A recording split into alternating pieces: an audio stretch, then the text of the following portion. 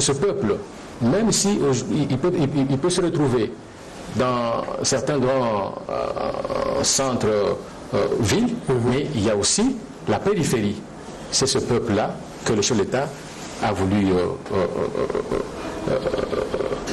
à ce peuple-là qu'il a voulu s'adresser.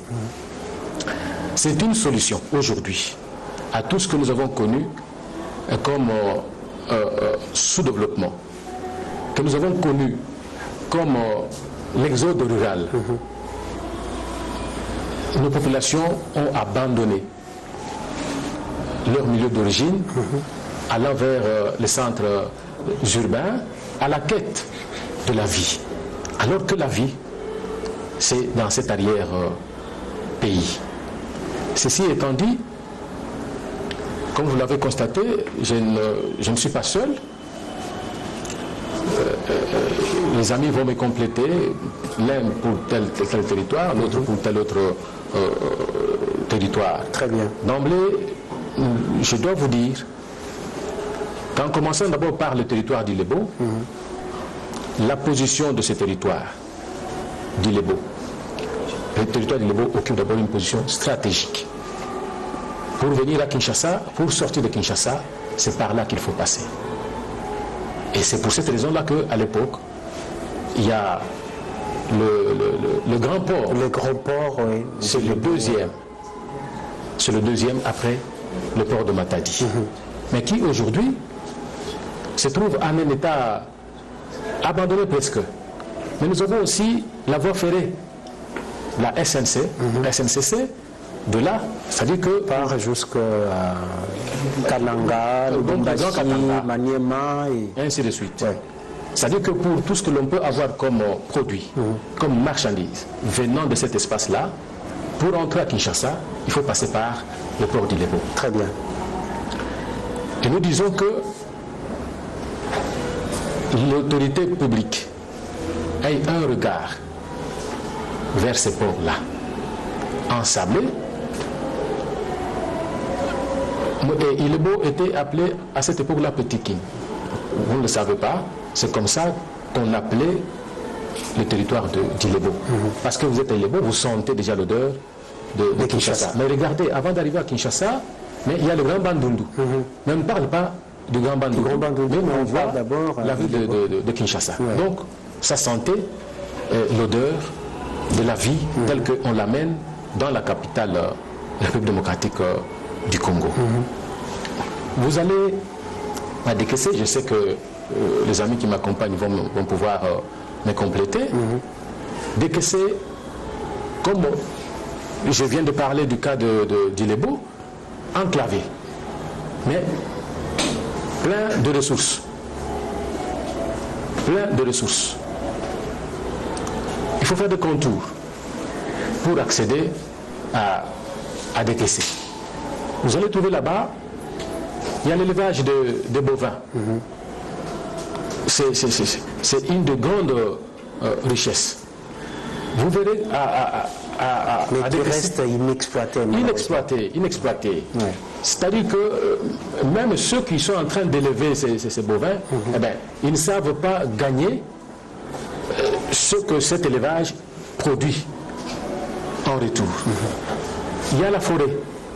C'est un peu plus proche de la forêt équatoriale, où vous allez trouver là-dedans des espèces rares, tels les éléphants, tels les gorilles, qui peuvent encore servir dans la promotion du tourisme dans notre pays. Oui. On va nous compléter. Vous allez à Mweka, par exemple. Mais Mweka n'est pas enclavé, hein, parce qu'il y a eu des ponts, il y a des routes de dessert agricole qui ont été créées sous Bochab et Ndengele Constant. Bon, en tout cas, dans cette émission, nous sommes venus présenter la situation telle qu'elle se trouve actuellement. Très bien. Ok, allez-y.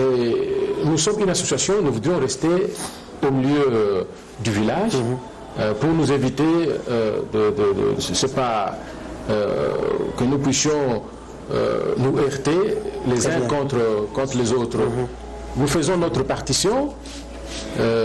Nous avons aussi des députés qui sont en train de faire leur travail, mais nous voudrions au moins, en plus de ce qu'ils sont en train de réaliser, que nous ajoutions ce que nous vous amenons au cours de cette émission. Très bien.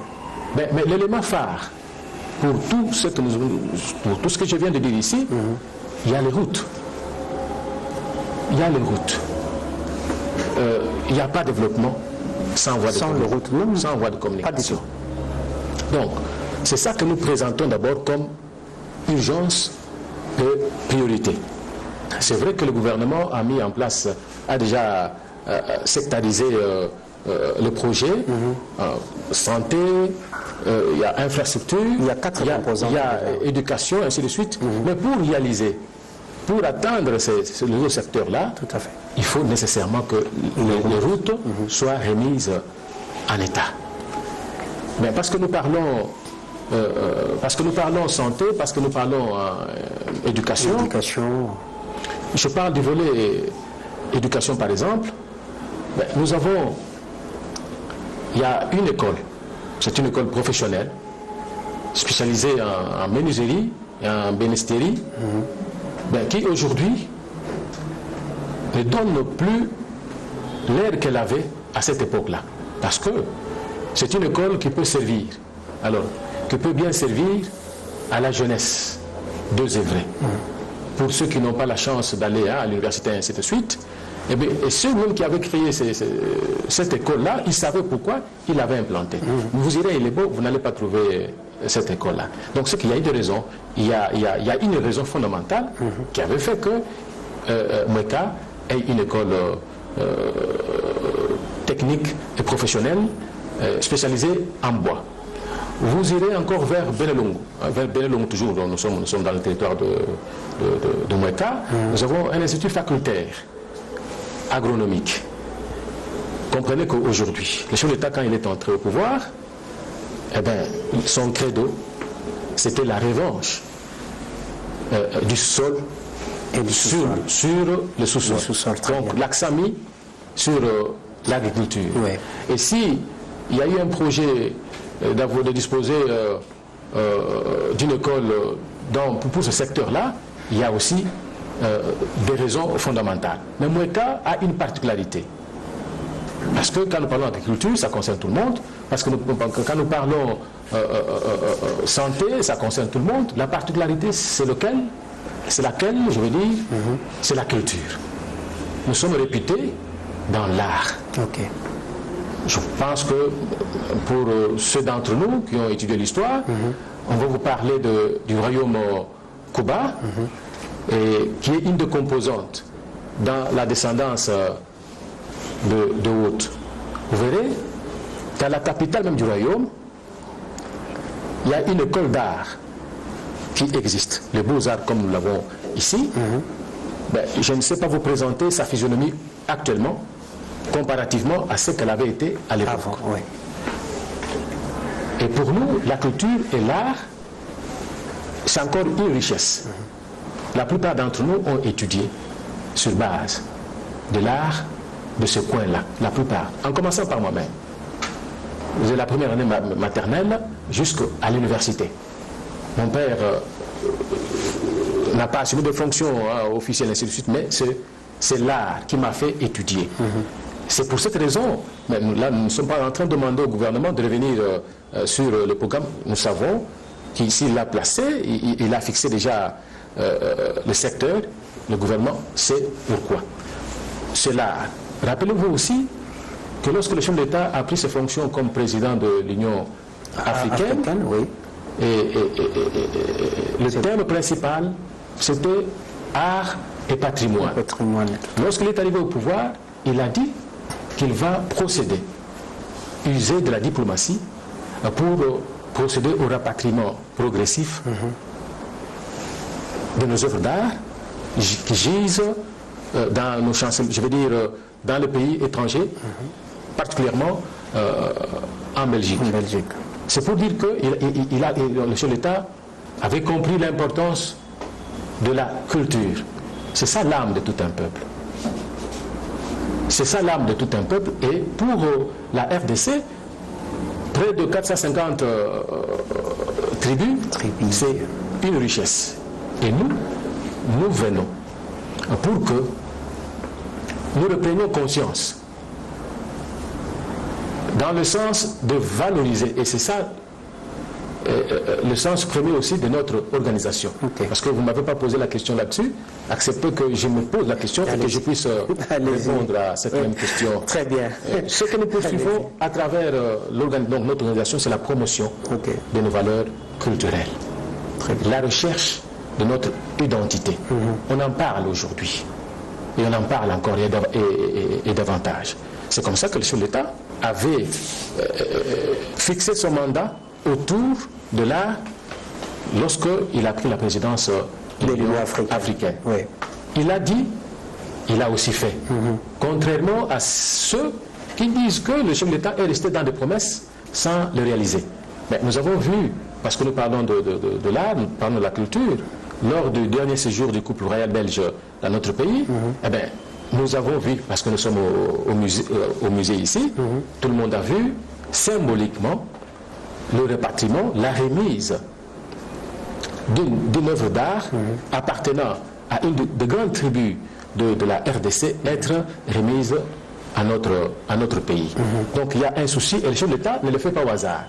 C'est comme le dit un professeur que le président de la République est du côté du destin. Donc c'est pour cette raison que nous venons marteler pour que l'on mette aussi l'accent sur cette culture. Nous avons cette école, l'école d'art.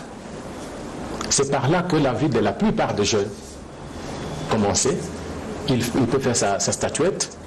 À partir de ça, en dehors de l'agriculture, eh bien, il a la possibilité de faire son art, se marier, faire la vie et même s'autofinancer pour ses études. Et ainsi. Voilà présenter le tableau de manière indicative de certaines potentialités que regorge cet espace. Mais j'ai quand même une question, une toute petite question. Alors je vous demande de le répondre en un mot simplement. Votre structure est-elle à caractère tribal? Parce que vous défendez simplement l'espace qui sort du Grand Kassai, donc vous restez dans un carré? Non, ça dépend. Et alors ça va dépendre de ce que celui qui est en face de nous donne donc a comme l'impression. Mais en réalité, vous ne l'êtes pas. Nous parlons développement du pays. Ok, très bien. Nous parlons 145 territoires du pays. Et pour dire que le chef de l'État n'est pas partout. Même s'il peut y avoir des représentants comme administrateur du territoire et ainsi de suite, il n'est pas présent partout. Notre association est reconnue par l'État congolais. S'il y avait un aspect tribal, le mieux placé à nous censurer, c'est l'État. Donc, et même quand nous parlons du tribalisme, c'est un état d'esprit. C'est du contenu que l'on veut donner à ce que l'on pense. La forme, c'est ce que vous voyez, la forme est celle-là, mais le contenu que nous sommes en train d'exploiter ici n'est pas tribal. La forme n'est pas tribale. Avant de passer la parole à madame qui est derrière vous, parce que bon, vous avez parlé, il y a une femme qui va également intervenir. Voilà, vous précisez qu'elle est d'Ilebo. Monsieur le troisième vice-président, que diriez-vous de la vision du président de la République en ce qui concerne le développement à la base des 57 territoires? Merci beaucoup, monsieur le journaliste, pour la question. Nous estimons que cette vision fait partie d'un modèle économique. Ok, très bien. Un modèle économique qui part de la base. C'est-à-dire, les anciens modèles économiques utilisés qui partaient du sommet ont montré leurs limites. Limites, très bien. Et avec cette nouvelle expérience, nous pensons que les besoins sociaux de base de nos populations seront pris en compte et auront à trouver pour une fois des solutions pérennes. Je voudrais un peu insister sur le fait qu'il y a de cela des jours, le 28 de ce mois, le chef de l'État a lancé la cérémonie pour les appels d'offres en ce qui concerne les marchés pétroliers et gaziers. Très bien. Nous sommes heureux parce que parmi les blocs qui ont été découverts par les cabinets qui ont mené l'expertise, vous trouverez le territoire de Lusambo, dans le Sankourou, qui fait partie de ce peuple. Vous trouverez le territoire de Moueka, vous trouverez le territoire de Dekese. Comme pour vous dire que nous savons et nous constatons, nous sommes certains, que tous les investisseurs qui viendront dans le cas d'espèces, il y aura des conditions pour y accéder, pour avoir droit de participer à ces marchés. Entre autres, il faut avoir des moyens nécessaires. Il y aura un capital minimum qui sera en principe fixé. De deux, il faudra que votre projet ait des implications et des effets corollaires, puisse avoir des effets sur les vies de nos populations. Entre autres, nous savons que si vous exploitez du pétrole et du gaz sur le territoire, vous avez besoin de routes pour y accéder. Et là, l'État va signer des contrats, ce qu'on appelle des PPP, les contrats privés avec les partenaires. Vous voyez? Donc, en ce moment-là, chaque investisseur prendra l'engagement de construire les routes.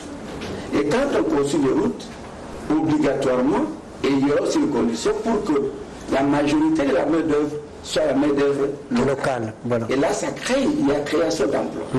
En plus de cela, quand vous investissez quelque part, il y a l'obligation de construire des écoles. Parce que les travailleurs de vos agents ont le droit de bénéficier d'une meilleure éducation. Ces écoles vont profiter aussi à la population. En dehors de ça, il y a aussi des soins médicaux. Il faut des soins de santé, il faut des hôpitaux. Et probablement aussi, par le fait qu'il y a des territoires qui ont des aérodromes qui sont abandonnés, obligatoirement, ils seront obligés de mettre la main dans la pâte pour que les conditions minimales soient réunies pour une bonne exploitation. Donc, j'estime, moi personnellement, que le slogan du peuple d'abord est en train de faire son bon nombre de chemins. Même s'il y en a qui doutent, mais déjà avec ce projet, qui n'est même plus un projet, mais une réalisation déjà en cours, à court terme, j'estime que c'est déjà le déclenchement du développement de l'RDC, qui part par les 145 territoires. Je précise que des doutes, il y en aura toujours. Madame, quel est l'apport de la femme de Moueka, de Dekese, d'Ilebo, de Lusambo, dans le projet de 145 territoires du chef de l'État? Merci, monsieur le journaliste. Laissez-moi vous dire, je commence par vous dire que nous soutenons à 100% les actions des chefs de l'État. Quel est l'apport de nos femmes? Nous sommes éducatrices. Vous êtes sans oublier que l'éducation de l'enfant commence par la famille. Et qui est maîtresse de la famille? C'est la femme. Et si nous, les femmes, nous sommes mises dans de bonnes conditions, et nos enfants aussi vont aller plus loin, ils auront un bon encadrement. Quand je parle du territoire d'abord d'Ilebo, pour ne pas paraphraser les autres qui m'ont précédé, il est vraiment stratégique. En tout et pour tout. Mais nous sommes oubliés, personne n'en parle. Les ports, il est ensablé, il faut un balisage. Si on balisait les ports, tous les jeunes qui sont là, caractérisés par la délinquance, ils vont trouver de l'emploi. Et on n'en parlera plus de la délinquance juvénile qui caractérise les territoires d'Ilebo. Un territoire qui est riche en agriculture, mais les produits moisissent là-bas, faute de routes. Comme des enclaves, monsieur le journaliste, des routes, il n'y en a pas. Comment les mamans sont en train de souffrir pour faire étudier les enfants? Ils traversent la rivière Kassai. Dans quelles conditions? Très difficiles, hein, monsieur le journaliste. À travers les pirogues, avec tous les risques possibles. Non, nous avons les soucis, nous les dames. Nous soutenons bien les chefs de l'État, mais qui nous viennent en aide. Très bien. Le ministre des Infrastructures et puis le directeur général de la régie fluviale ont entendu votre cri d'alarme. Monsieur le trésorier, avant de chuter avec le patriarche, parce que lui c'est un patriarche, il faut qu'il clôture notre première série de questions.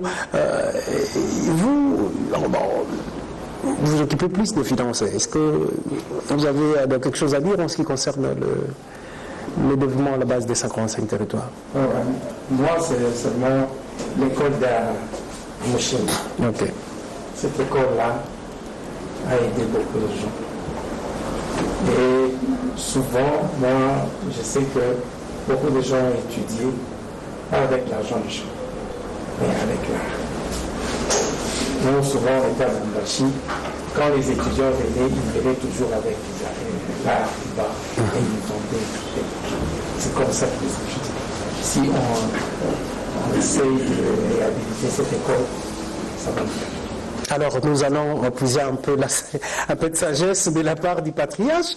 La vision du président de la République, le développement à la base des 145 territoires. Comment entrevoyez-vous ces projets du premier des citoyens congolais? Messieurs les journalistes, les autres l'ont dit,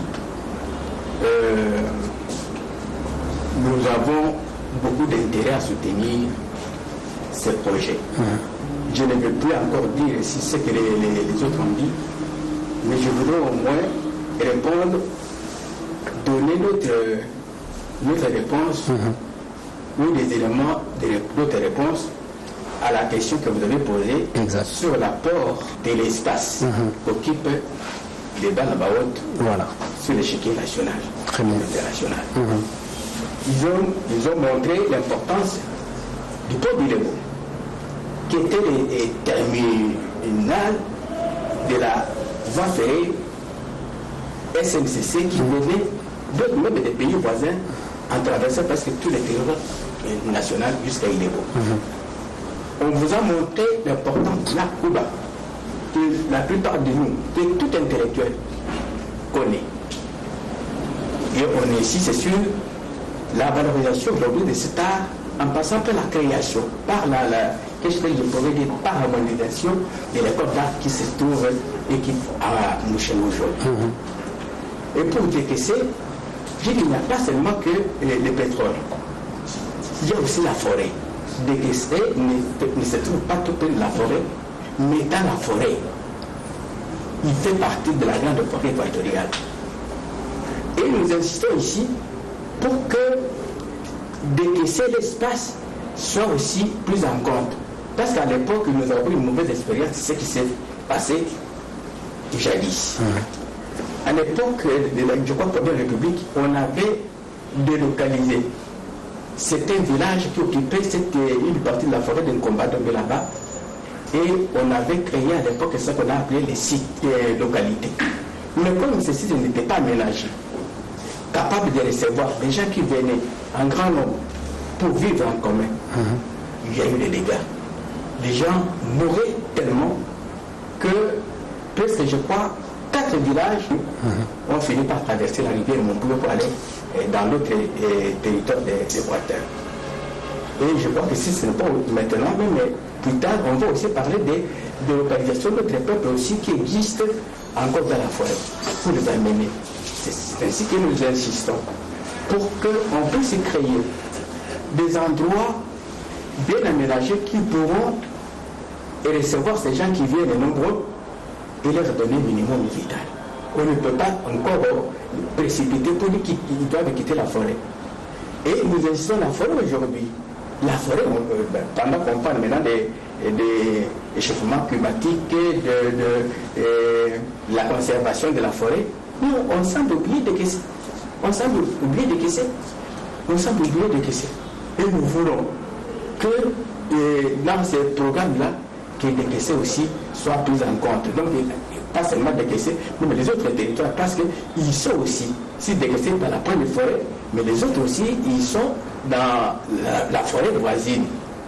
Alors nous voulons ça. Et nous voulons, c'est ainsi que nous souhaitons que les deux sites qui constituent le parc de Salonga Sud, Anga et Combat Dombe soient réhabilités, comme le président l'a dit, pour le tourisme. Hier, nous avons des espèces rares de bonobos, de tout ça, se trouve encore chez nous. Nous voulons. Et tout ça passe par la réhabilitation de la voie principale. La voie qui doit quitter, et à l'époque, ça constituait ce qu'on appelle la route nationale. Ça passait de Kinshasa ici, traverser les Pépites, les Diofa, il est beau, Moueta, décaissé jusque le Mela, et ça passait. Et c'est ainsi que les premiers ministres voulu emprunter. Emery Patrice Il y a beaucoup de gens, même les partenaires Antoine Kizenga sont passés par là. Alors aujourd'hui, cette voie-là est restée à l'abandon. Nous voulons qu'il soit réhabilité, qu'elle soit réhabilitée. Vous avez parlé ici d'une association, vous dites que notre association peut-être est tribale.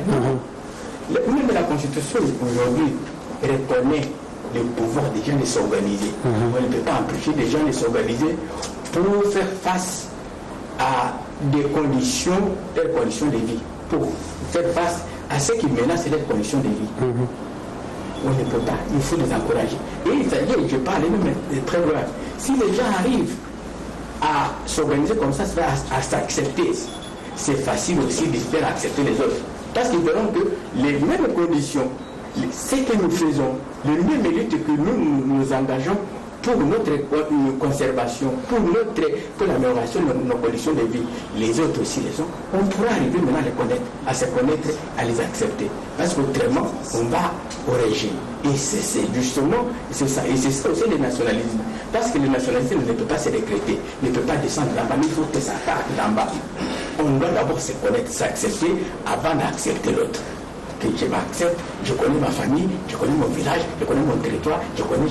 Et ici, on peut arriver au niveau national. Mais le contraire ne peut pas être possible. Merci beaucoup, Patrice, pour cette sagesse. Président, je reviens à vous. Je vous donne 2 minutes pour que vous puissiez me répondre sur cette question. Vous avez suivi les contours qui ont suivi le rapatriement de reliques du tout premier ministre Emery Patrice Lumumba en République démocratique du Congo, 62 ans après. Il aurait fallu qu'il y ait un fils Tshisekedi qui arrive aux affaires pour accélérer ces processus qui aujourd'hui c'est une réalité. Nous avons les reliques du patriarche enterré chez nous. Quel est le sentiment qui vous anime quand vous voyez ça? Merci monsieur le journaliste pour cette autre question que vous nous posez. Mais acceptez qu'avant de l'aborder, que je puisse dire un mot par rapport au premier sujet. Mais vous avez 2 minutes seulement pour cette question. Pour cette question, oui, voilà, j'y vais. Alors, notre démarche autour de 145 territoires, c'est une invitation à tous nos membres, à tous nos territoires, de parler un langage, de faciliter la tâche au président de la République en développant une cohésion entre nous, parce que dans la division, nous ne serons pas.